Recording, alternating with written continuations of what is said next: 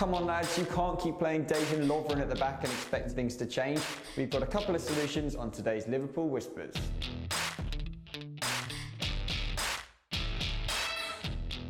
Liverpool may have beaten Huddersfield 3-0 at the weekend, but their wounds from the hammering at Spurs the weekend before have not healed. That game brought up the same old concerns about the same old defence, so we thought we'd look at three options that Jurgen Klopp could turn to come January.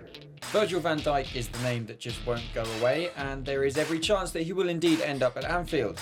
But alongside him are two centre-backs with considerably less hype around any potential interest from Liverpool.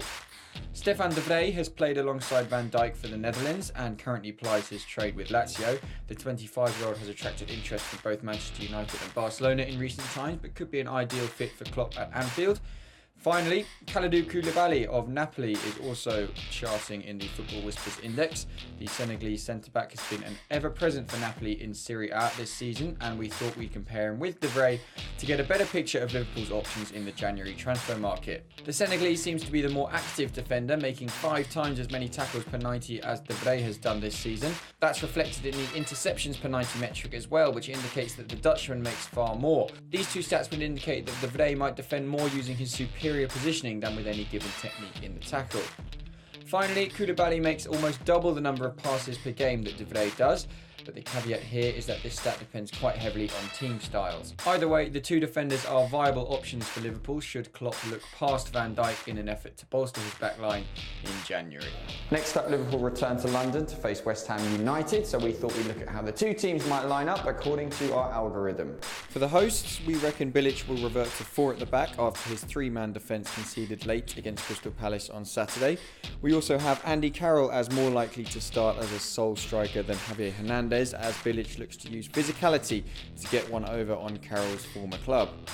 Speaking of which, we don't expect many surprises from Liverpool this weekend. Ragnar Klavan looks set to keep his place at centre-back after keeping a clean sheet against Huddersfield, while we think Emre Can will be preferred to James Milner in midfield. Firmino will return to his central striking role after disappointing out on the left. So that's how West Ham will line up. They haven't been in fine form themselves so far this season, but they could still hurt Liverpool, and we thought we'd find out exactly where.